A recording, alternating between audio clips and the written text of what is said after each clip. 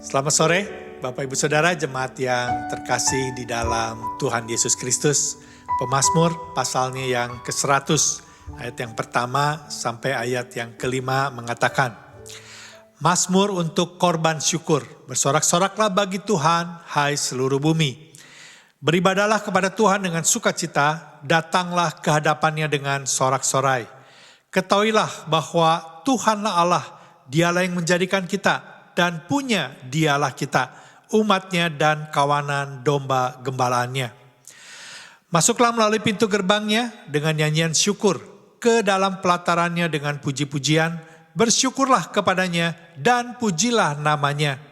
Sebab Tuhan itu baik, kasih setianya untuk selama-lamanya, dan kesetiaannya tetap turun-temurun. Bapak Ibu Saudara, mari kita beribadah sore hari ini dengan penuh pengucapan syukur dan hati yang penuh dengan sukacita. Karena ini adalah kesempatan di mana kita bisa berjumpa dengan Tuhan Allah Sang Pencipta yang menciptakan kita dan memiliki kita. Mari kita beribadah dengan penuh pengucapan syukur dan hati yang penuh dengan sukacita. Karena Allah bukan saja menciptakan dan memiliki kita, tetapi Dia adalah gembala yang baik. Kita adalah domba-dombanya. Mari kita beribadah dengan penuh pengucapan syukur dan hati yang penuh dengan sukacita. Karena Tuhan Allah yang memiliki kita, yang menciptakan kita, yang menggembalakan kita, Dia adalah Allah yang penuh dengan kasih setia. Bahkan kesetiaannya turun-temurun. Mari kita berdoa sebelum kita melanjutkan ibadah kita. Bapa, kami mengucap syukur dan berterima kasih jika saat ini kami boleh kembali beribadah kepadamu ya Tuhan. Kami percaya ini semua bisa kami lakukan karena Engkau adalah Allah yang menciptakan kami. Engkau Allah yang memiliki kami. Engkau Allah yang menggembalakan kami, yang menjaga, yang menaungi dan memelihara kami. Bahkan Engkau adalah gembala yang baik, yang menuntun setiap langkah kehidupan kami. Dan Engkau juga Allah yang penuh dengan kasih setia, yang selalu menyertai dimanapun kami berada. Oleh sebab itu kami percaya Tuhan, dimanapun kami beribadah saat ini, Engkau hadir menaungi setiap kami dengan damai sejahtera-Mu, dengan kasih setia-Mu, dengan kekuatan, penghiburan, dan sukacita-Mu ya Tuhan. Ampuni dosa-dosa kami, layakkan setiap kami. Biar kami kembalikan semua ibadah kami hanya bagi kemuliaan nama-Mu. Kami berdoa di dalam nama Tuhan Yesus Kristus. Sama-sama katakan, amin. Mari Bapak Ibu Saudara, kita masuk melalui pintu gerbangnya dengan nyanyian syukur. Dan masuk ke dalam pelatarannya dengan pujian penyembahan, dengan hati yang paling dalam, dengan hati yang penuh dengan sukacita. Mari kita memuji dan menyembah Dia.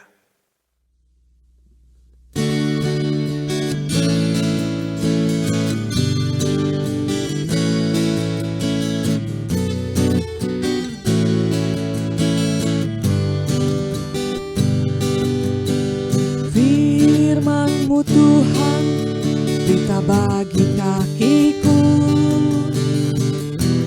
Janji-Mu, terang bagi jalan-jalanku. Kebenaran-Mu menuntunku setiap hari. Ku menantikan-Mu, beri kekuatan baru. Ku kan terbang tinggi di awan bersama-Mu dalam kemuliaan. Sebab firman-Mu teguh menopang, ku kan aman dalam-Mu Tuhan. Firman-Mu Tuhan, berita bagi kakiku. Janji-Mu, terang bagi jalan-jalanku. Kebenaran-Mu menuntunku setiap hari. Ku menantikan-Mu, beri kekuatan baru. kan terbang tinggi di awan bersamamu dalam kemuliaan. Sebab firman-Mu teguh menopang, ku kan aman dalam-Mu Tuhan. Ku kan terbang tinggi di awan bersamamu dalam kemuliaan. Sebab firman-Mu teguh menopang, ku kan aman dalam-Mu Tuhan.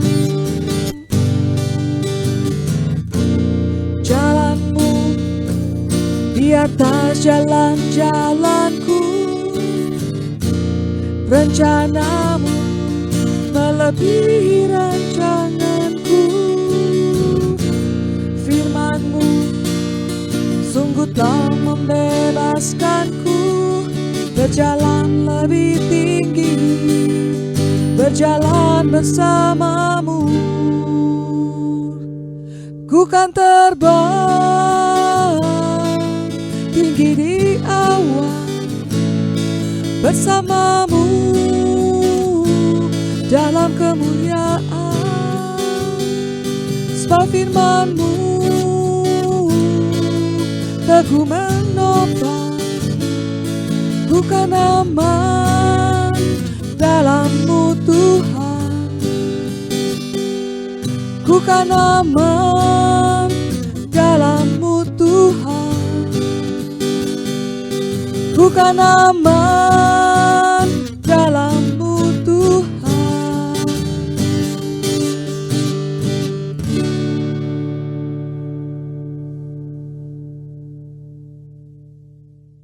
Jemaat terkasih, mari kita tundukkan kepala, kita bersatu dalam doa. Bapa kami yang di sorga, terima kasih untuk kasih setia Tuhan yang besar, yang memelihara, menjaga kehidupan kami, sehingga kami boleh ada sampai hari ini di tengah-tengah segala ancaman-ancaman COVID yang begitu menggentarkan.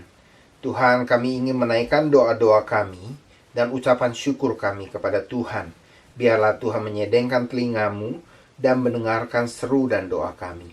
Pertama-tama kami ingin berdoa Tuhan buat khotbah pre-Paskah untuk gereja kami, House for All Nation. Kami berdoa supaya dari minggu ke minggu, pembahasan dari Yohanes 12 hingga 20, Tuhan boleh berfirman kepada seluruh jemaat, dan Tuhan juga memakai hamba-hamba-Mu untuk menyampaikan isi hati-Mu. Kami berdoa supaya hati kami sungguh dipersiapkan oleh firman Tuhan untuk menyambut Paskah dan mengingat bagaimana Kristus Yesus Putra-Mu sudah mati untuk menebus segala dosa dan kejahatan kami. Kami diperdamaikan dengan Engkau karena pengorbanan Yesus Kristus saja. Terima kasih Tuhan untuk kebaikan-kebaikan-Mu.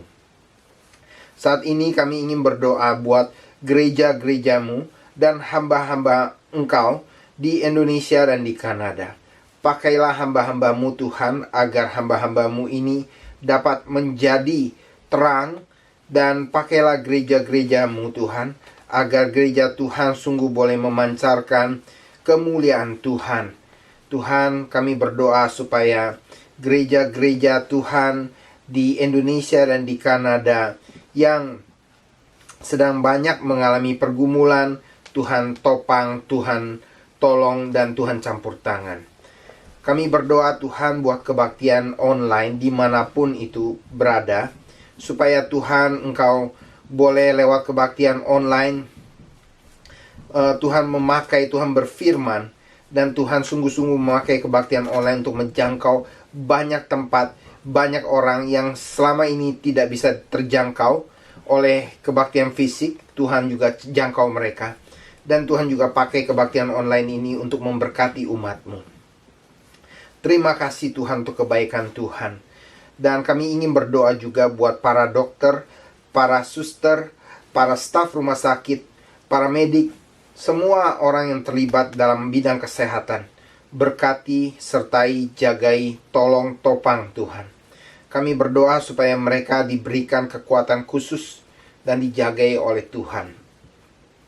Bantu mereka Tuhan untuk dapat menjaga diri mereka dengan terus mengikuti protokol yang benar, yang baik Tuhan, di tengah kesibukan mereka dan kelelahan mereka. Berkati mereka dan topang mereka Tuhan. Bapa di sorga, kami juga ingin berdoa buat pekerja kesehatan di long term senior home, supaya Tuhan menolong mereka. Mereka mengorbankan keselamatan mereka, keamanan mereka Tuhan, demi para senior di senior home ini Tuhan. Biarlah Tuhan membalas kebaikan-kebaikan mereka, dan Tuhan menolong, menopang mereka, menjaga mereka. Kami juga berdoa Tuhan buat para polisi, baik di Indonesia maupun di Kanada. Tuhan, sungguh tidak mudah menjadi seorang yang mengatur keamanan. Biarlah Tuhan Engkau sungguh-sungguh menolong mereka, dan boleh menegakkan aturan dengan benar, dengan adil, dengan baik. Tuhan juga berikan hati yang takut akan Tuhan pada para polisi. Terima kasih Tuhan. Demikian juga kami ingin berdoa buat para politisi Tuhan, baik di Kanada maupun di Indonesia. Biarlah mereka ada hati yang takut akan Tuhan, dan sungguh-sungguh boleh memakai seluruh keberadaan mereka untuk kemuliaan Tuhan dan untuk kemaslahatan banyak orang, rakyat-rakyatnya. Terima kasih Tuhan.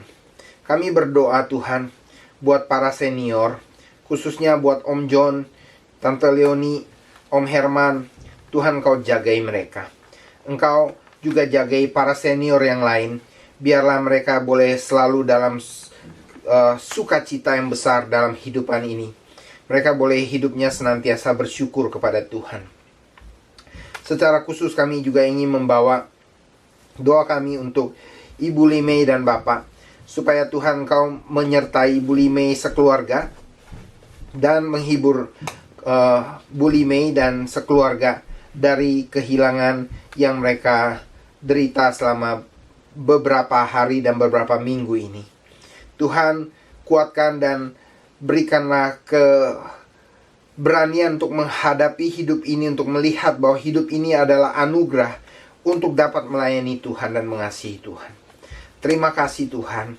Kami menyerahkan seluruh kehidupan kami di tengah-tengah segala kesibukan, di tengah segala keberadaan kami.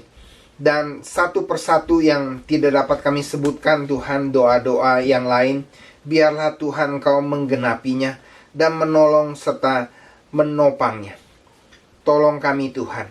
Secara khusus juga berdoa buat para pastor Esvan, Pastor Sony, Pastor Gagan, Pastor Daryl, serta pastor-pastor yang lain. Tuhan, Engkau berkati, Engkau jaga, Engkau pelihara, Engkau jamah. Terima kasih Tuhan. Untuk semua para majelis dan leader di Esvan juga Tuhan berkati. Terpujilah nama Tuhan. Kami biarlah hidup untuk memuliakan Tuhan. Di dalam nama Tuhan kami Yesus Kristus Putramu kami berdoa. Amin.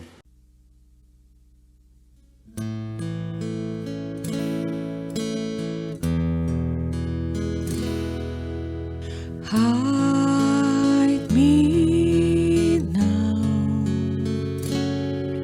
under your wings. Cover me within your mighty hands. When the oceans rise and thunders roar, I will soar with you above the storm. Father, you are King over the flood. I will be still, know you are God.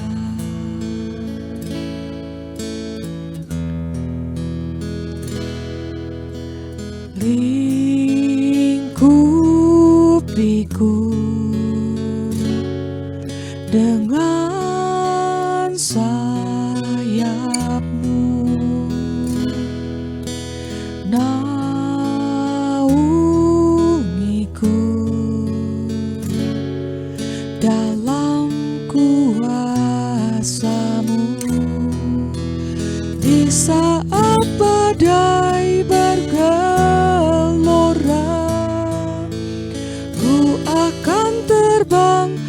bersamamu. Bapa, kau Raja atas semesta. Ku tenang sebab kau Allahku. Di saat badai bergelora, ku akan terbang bersamamu. Bapa, kau Raja atas semesta. Ku tenang sebab kau Allahku. Di saat badai bergelora, ku akan terbang bersamamu.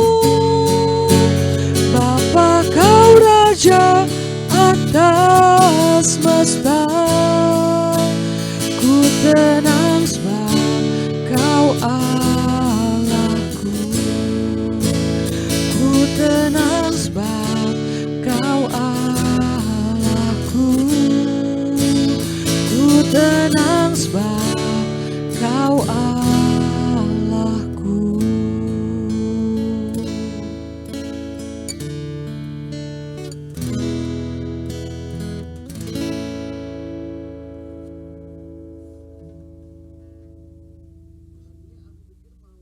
Salam sejahtera Bapak, Ibu, Saudara sekalian yang dikasihi oleh Tuhan Yesus Kristus.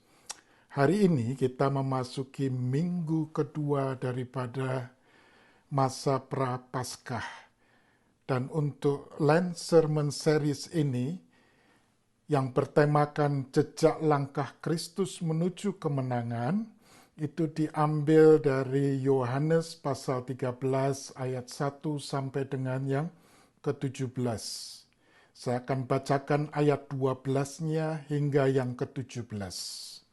Demikian bunyinya, dan kebetulan kalau saudara ada Alkitab di sebelah saudara, silakan membuka dan membaca bersama-sama dengan saya. Ayat 12. Sesudah ia membasuh kaki mereka, ia mengenakan pakaiannya dan kembali ke tempatnya. Lalu ia berkata kepada mereka, "Mengertikah kamu apa yang telah kuperbuat kepadamu? Kamu menyebut aku guru dan Tuhan, dan katamu itu tepat, sebab memang akulah guru dan Tuhan. Jadi jikalau aku membasuh kakimu, aku yang adalah Tuhan dan gurumu, maka kamu pun wajib saling membasuh kakimu.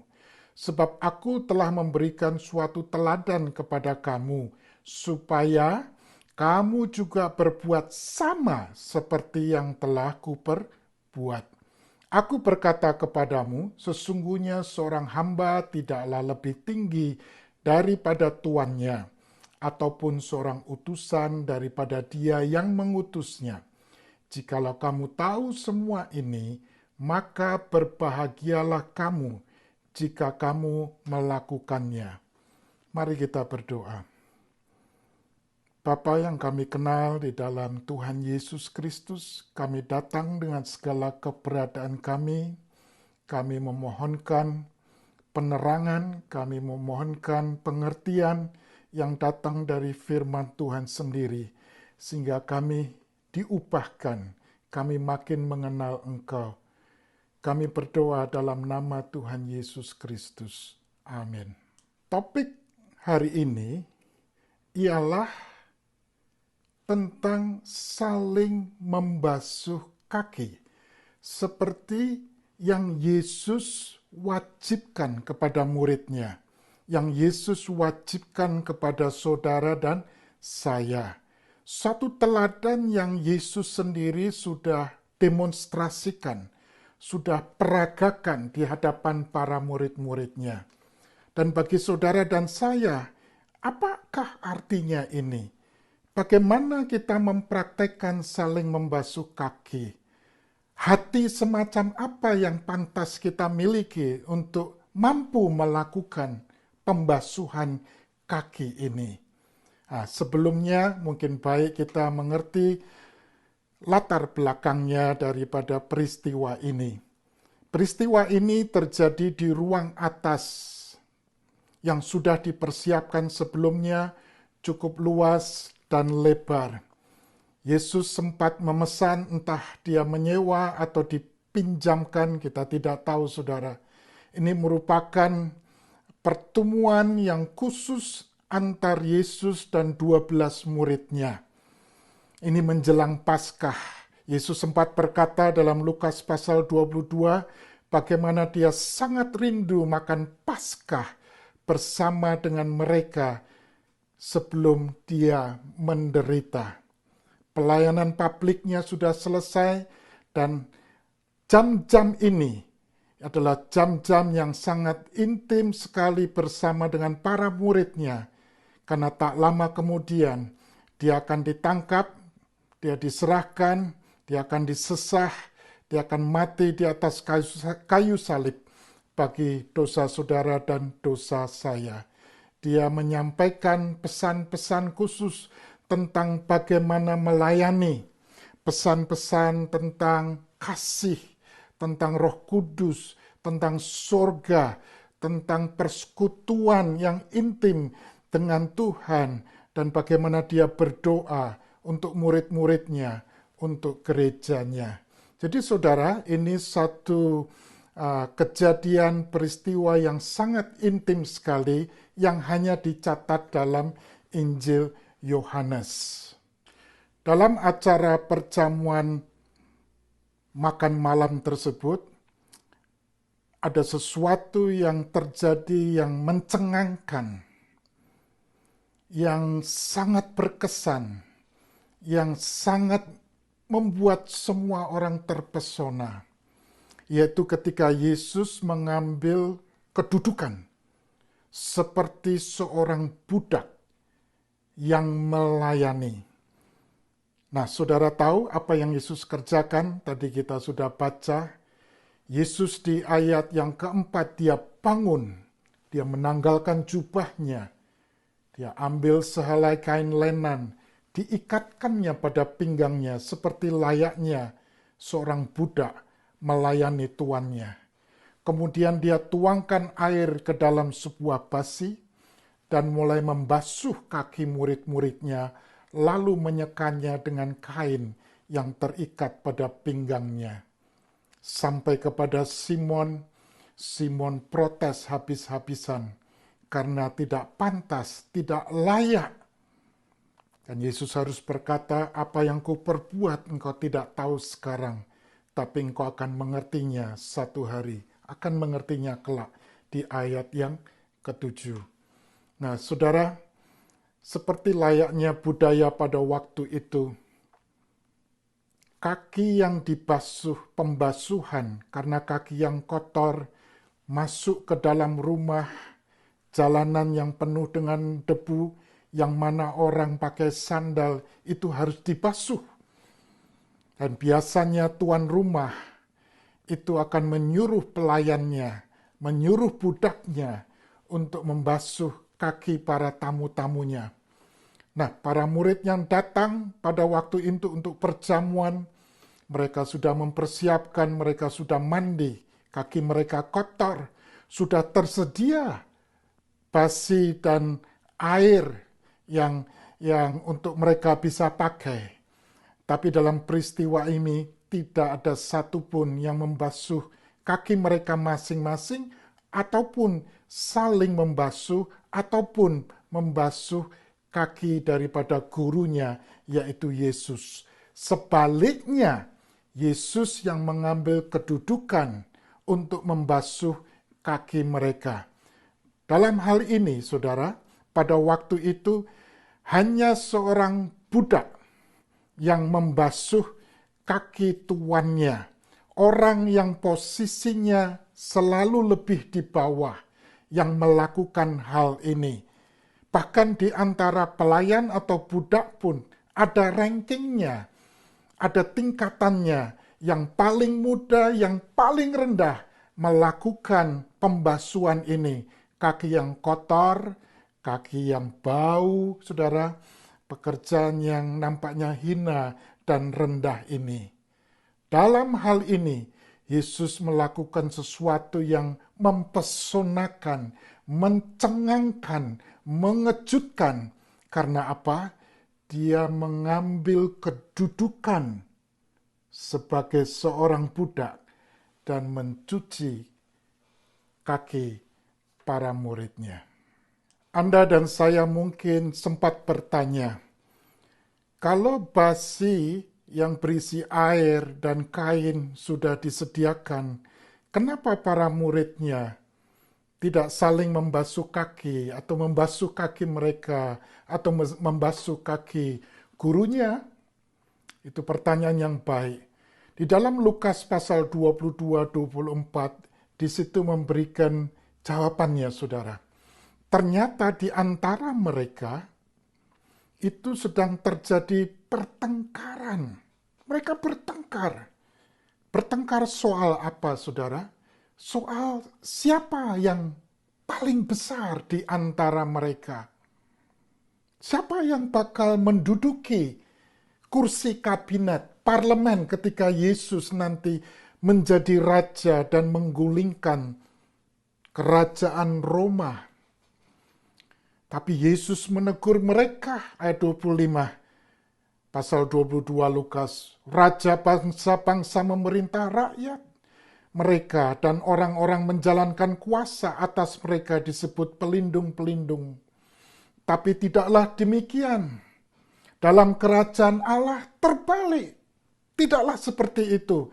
Melainkan yang terbesar di antara kamu hendaklah menjadi sebagai yang paling muda dan pemimpin sebagai pelayan. Sebab siapakah yang lebih besar, yang duduk makan atau yang melayani? Bukankah dia yang duduk makan? Tetapi aku ada di tengah-tengah kamu sebagai pelayan. Di dalam kerajaan Allah, semuanya terbalik. Dan ini yang Yesus katakan kepada mereka. Dan selain Yesus mengatakan setelah itu, dia memperagakannya sehingga mereka akan sangat jelas tidak bisa membantah bahwa ini yang dimaksudkan sebagai pelayan. Terbesar tapi melayani. Tuhan, guru, tetapi melayani.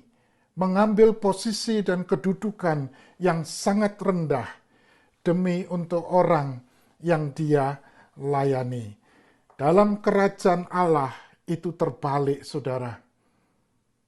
Yaitu pelayanan, pengorbanan, membahagiakan orang lain, merendahkan hati, merendahkan diri, dan melakukan sesuatu supaya orang lain dapat dilayani. Ini yang Yesus ajarkan kepada mereka pada malam terakhir itu. Ini yang Yesus canangkan, tekankan kepada mereka untuk mereka saling melakukan satu dengan yang lainnya. Untuk Anda dan saya sebagai murid Tuhan, untuk melakukannya kepada saudara kita, kepada sesama kita. Ini yang dimaksudkan ketika Yesus memperagakan, dia mencuci, membasuh kaki para muridnya. Apa yang membuat Yesus melakukan hal ini? Ini bukanlah keharusan yang dia perlu lakukan, tapi dia lakukan anyway, untuk menggambarkan sesuatu, untuk memberi teladan. Dan teladan ini bukan sekedar pelajaran moral.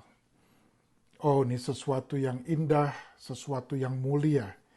Tapi lebih dalam daripada itu, saudara.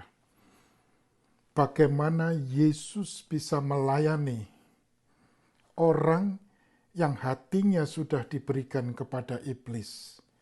Bagaimana Yesus memperlakukan muridnya, orang yang dekat dengan dia, yang tak lama lagi akan lari kocar-kacir meninggalkan dia. Bagaimana Yesus memperlakukan muridnya yang tak lama lagi akan menyangkal dia. Dia sedang memberikan gambaran bagaimana cara saudara dan saya melayani. Basisnya apa? Kita perhatikan di ayat 1b. Sama seperti ia senantiasa mengasihi murid-muridnya, demikianlah sekarang ia mengasihi mereka sampai kepada kesudahannya. Kasih. Hanya kasih yang bisa membuat seseorang merendahkan diri, merunduk. Stup, saudara. Begitu rupa dan melayani demi kebaikan mereka, demi kebahagiaan mereka. Hanya kasih. Kasih Tuhan. Kasih Tuhan. Yesus sadar siapa mereka, posisi hati mereka saat itu. Yesus tahu sesadar-sadarnya, dan dia tetap melayani mereka dengan penuh kasih. Luar biasa. Luar biasa sekali. Sebelum kita belajar mempraktekkan seperti apa yang diminta oleh Yesus, belajar melayani orang yang kita tahu sama berdosanya, yang kita tahu banyak kelemahan dan kesalahannya. Sebelum kita belajar merendahkan hati dan melayani mereka, baiklah kita perlu tahu terlebih dahulu dan mengalami apa yang Yesus telah perbuat bagi kita. Filipi pasal 2 menggambarkan apa yang Yesus kerjakan ketika dia membasuh kaki para muridnya. Ketika ia bangkit berdiri menanggalkan jubahnya, mengikat kain lenan, menundukkan diri sampai ke tanah, mencuci kaki para muridnya. Ini melambangkan apa yang Yesus kerjakan bagi saudara dan saya secara rohani pertama-tama dan terlebih dahulu. Filipi pasal 2 ayat 2-8. Dan janganlah tiap-tiap orang hanya memperhatikan kepentingannya sendiri, tapi kepentingan orang lain juga. Hendaklah kamu dalam hidupmu bersama menaruh pikiran dan perasaan yang terdapat juga dalam Kristus Yesus, yang walaupun dalam rupa Allah, tidak menganggap kesetaraan dengan Allah itu sebagai milik yang harus dipertahankan, melainkan telah mengosongkan dirinya sendiri dan mengambil rupa seorang hamba dan menjadi sama dengan manusia. Dan dalam keadaan sebagai manusia, ia telah merendahkan dirinya dan taat sampai mati, bahkan sampai mati di kayu salib.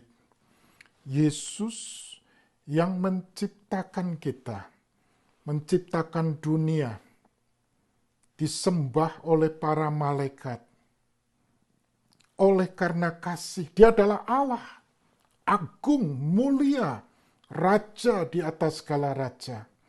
Yang oleh karena kasihnya, sedia untuk menjadi manusia, diam di antara kita, kaum pemberontak, sama seperti manusia, lahir bukan sebagai pahlawan, bukan siapa-siapa, tidak di istana. Harus belajar semua seperti layaknya manusia. Makan, lapar, tidur, dipelihara oleh orang tuanya, belajar menjadi tukang kayu, belajar bahasa, belajar meskipun dia maha tahu, maha agung, tapi dia menjadi manusia sama seperti saudara dan saya. Itulah kerendahan hati Tuhan kepada dunia ini. Kalau kita mencatat, saudara, dia mengosongkan dirinya, meninggalkan kemuliaannya, bahkan menjadi rupa seperti seorang hamba, jadi budak sama seperti manusia. Dan bahkan sebagai manusia, dia rela merendahkan dirinya dan taat kepada Bapanya sampai mati. Itu sebuah kerendahan hati, posisi merendahkan diri demi untuk saudara dan saya dapat diselamatkan. Yesus datang untuk melayani. He come to serve. Dan supaya saudara dan saya dapat mengalami persekutuan dengan Tuhan kembali. Bahkan sampai mati di atas kayu salib. Dia menderita. Bersedia untuk menjadi yang terkutuk karena mati di atas kayu salib.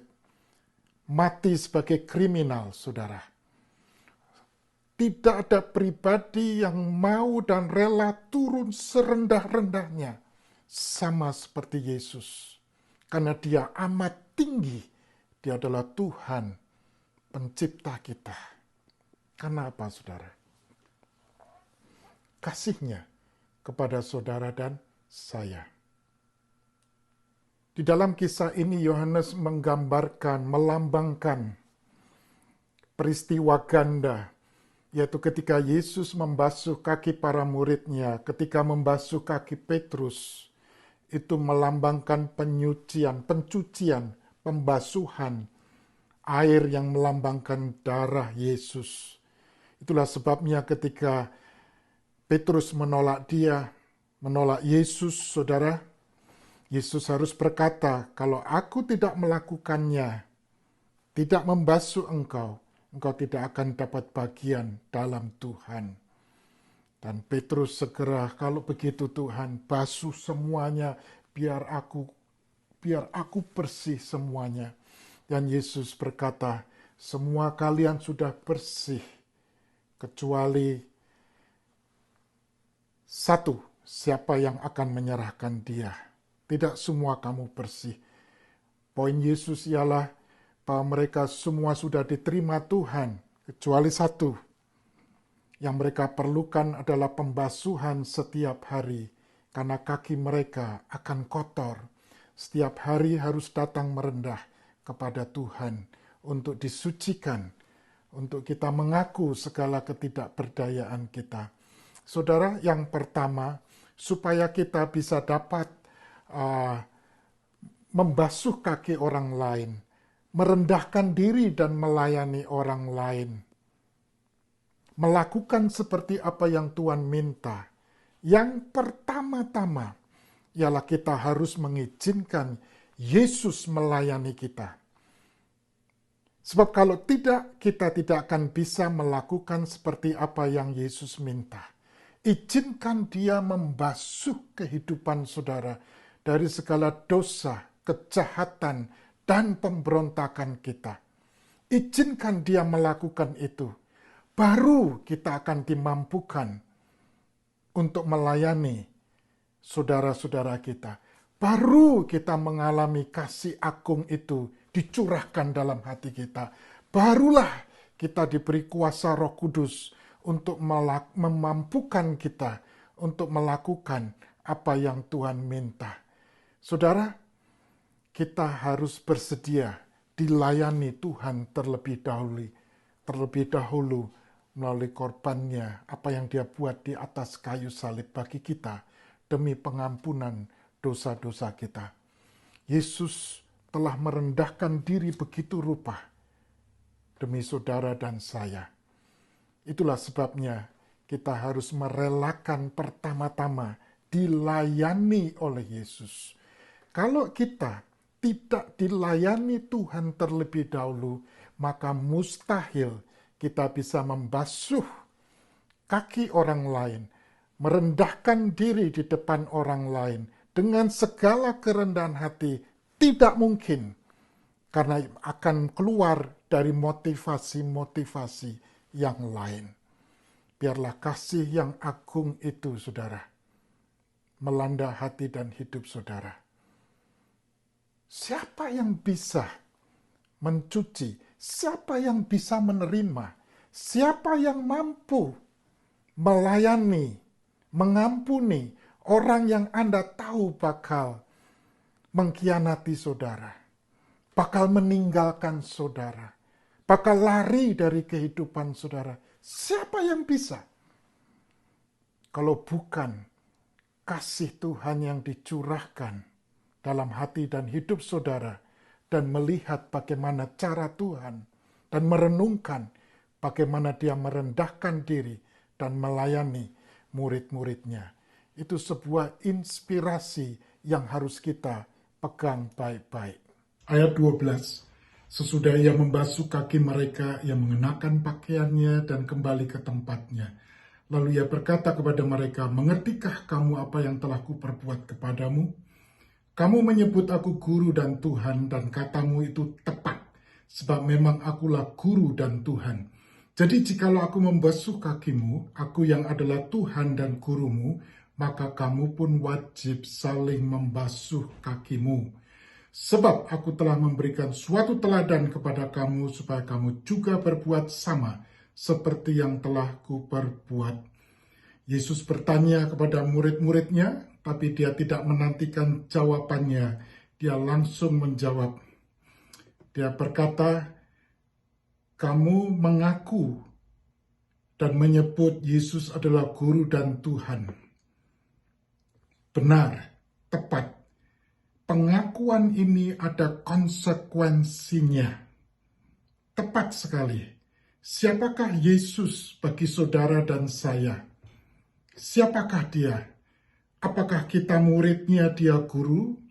Apakah dia Tuhan atau Tuan? Dia yang memiliki kehendak dan kita mengikutinya? Atau pribadi siapakah dia? Sebab kalau memang kita berkata dia adalah guru kita adalah muridnya, dia adalah Tuhan kita, maka konsekuensinya Yesus berkata, kamu pun wajib, kamu berhutang satu dengan yang lainnya untuk saling melayani dengan cara merendahkan diri, merendahkan hati, mencari kebahagiaan orang lain ketika Yesus memanggilnya, ketika waktu dan keadaan menuntut kita semua.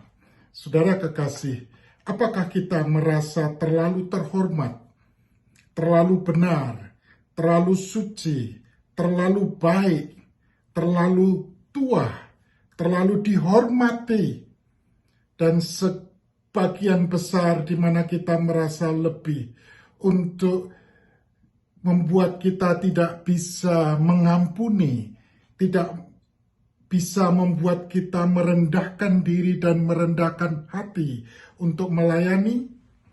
Ini ujiannya bagi kita. Saudara, kalau kita memandang ke kiri, ke kanan kita, maka kita akan membandingkannya. Aku akan terlalu lebih daripada orang yang bersangkutan. Aku tidak mau. Tapi kalau kita belajar melihat Yesus, maka kita akan dimampukan untuk merendahkan diri satu dengan yang lainnya, karena kita sama-sama dalam posisi yang sama, yaitu orang berdosa yang membutuhkan kemurahan dan kasih karunia, maka kita dimampukan. Siapakah Yesus bagi saudara dan saya? Siapakah Yesus bagi saya? Itu menentukan pengertian ini, saudara. Dan tentu kita akan lebih mudah melayani Yesus dalam doa, dalam nyanyian, dalam penyembahan. Semua ke Yesus karena dia tidak pernah berbuat salah kepada kita. Dia adalah Tuhan dan Juru Selamat kita. Tapi bukan itu yang diminta oleh Yesus. Yang Yesus minta ialah melayani dengan segala kerendahan hati, rela merendahkan diri, rela dengan ikhlas berkorban untuk saudara kita yang mungkin melakukan kesalahan kepada kita, merugikan kita, lari dari hadapan kita, merusak kepercayaan kita. Yesus sepertinya mau bertanya, maukah kita merendahkan diri dan melayani mereka sebagai saudara kita? Itu pertanyaan besar yang harus saudara dan saya jawab. Siapakah Yesus dalam hidup kita dan hidup saudara? Luar biasa. Saudara, kalau kita berkata, aku tidak mau, aku menolak, karena dengan alasan apapun juga satu dengan yang lainnya, aku tidak bisa, tidak mau, maka sepertinya kita sedang berkata kepada Tuhan, aku lebih besar dari Yesus, aku lebih tinggi dari Yesus, aku lebih mulia dari Yesus. Kalau Yesus mau merendahkan diri dan aku tidak mau, aku sedang berkata aku lebih besar daripada Yesus. Yesus memberikan teladan dan dia meminta supaya kita berbuat yang sama. Kita tidak bisa lebih tinggi daripada Tuhan. Tidak mungkin. Oleh sebab itu, oleh kemurahan Tuhan, biarlah Yesus memampukan saudara dan saya untuk melakukannya ketika saatnya tiba. Ketika hati kita benar, ketika hati kita pas, kita akan melihat segala macam kemungkinan untuk melayani saudara kita. Ketika hati kita tidak benar, saudara, kita tidak akan melihat semua kesempatan-kesempatan itu. Dan ketika kita melihat kesempatan dan melakukannya, kita sedang memunculkan Tuhan itu di hadapan dunia, di hadapan saudara-saudara kita. Dan Yesus berkata, kalau kamu tahu ini bukan sekedar indah, mulia, bagus, dan agung, tapi melakukannya, Yesus menjanjikan, diberkatilah engkau, berbahagialah engkau. Ada berkat khusus yang dia berikan kepada Anda dan saya. Mungkin tidak spontan, saudara, tapi cara Tuhan melihat hidup kita di Kanaan, saudara. Ini luar biasa sekali. Semua kita ingin berbahagia, bukan? Semua kita ingin diberkati. Dan Yesus berkata, kalau engkau belajar merendahkan diri dan melayani saudaramu dan melakukannya, maka engkau orang yang diberkati, engkau orang yang berbahagia. Di Myanmar ada sebuah pelayanan yang bernama Myanmar Young Crusaders, MYC. Dirintis oleh seorang bekas kecanduan narkoba, pengikut geng, cukup dikenal, saudara. Bertobat, disembuhkan oleh Tuhan, dan mulai merintis pelayanan. Pelayanan berkembang dengan pelayanan yatim piatu, perintisan gereja yang sudah ada kira-kira 70 lebih, kemudian pelayanan kepada orang-orang narkoba, alkoholik, yang sukses, tingkat kesuksesannya adalah kira-kira 80%. Dan yang menarik adalah pelayanan kepada kalangan kusta, orang yang terkena penyakit lepra. Itu dimulai ketika pendirinya, David Yonemo, itu melayani pengemis yang kebetulan kena lepra, saudara. Dan dia berkunjung ke koloni mereka yang jumlahnya sekitar 3.000-an. Dia menyaksikan Injil daripada Tuhan. 15 orang itu menerima Tuhan Yesus. Sebagai akibatnya ada 2 buah gereja perintisan yang beranggotakan kira-kira 400 orang didirikan di sana. David Yonemo meninggal umur 49 tahun. Dan anaknya yang bernama Sharon itu melanjutkan pelayanannya. Nah, sebulan sekali harus dikunjungi, saudara. Pertama kali Sharon ke sana, dia tidak tahu apa yang harus dia perbuat. Seorang wanita menyambut dia. Dia hanya memiliki 3 jari di tangannya dan 4 jari di kakinya. Sebagian daripada hidungnya sudah tidak ada lagi. Lepra yang ganas, bakteri ini memakan tubuhnya begitu rupa, kulitnya, dan juga saraf-sarafnya. Ketika wanita ini yang bernama Mia menjabat tangannya, rasanya lengket. Luar biasa.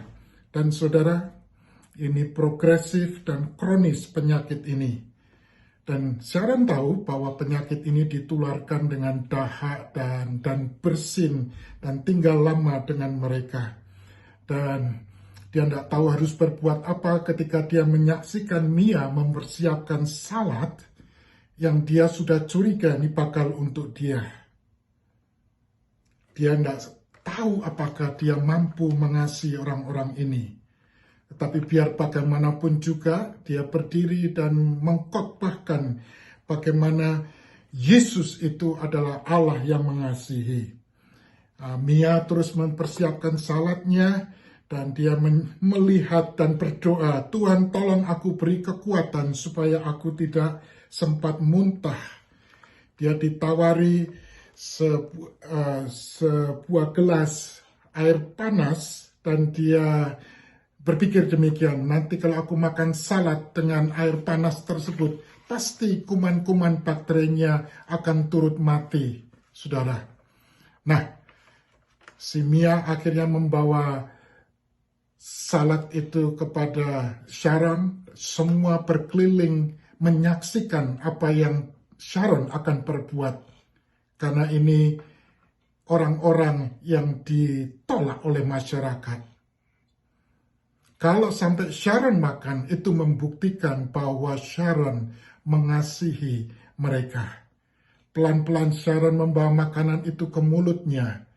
Dan dia tidak tahu apa yang dia rasakan. Dia mencoba menelan dan meminum air yang sudah disediakan, yang ternyata sudah menjadi dingin. Dia memaksakan diri untuk tersenyum. Dan semua orang, para penderita bertepuk tangan. Dan mereka berkata dia lulus ujiannya.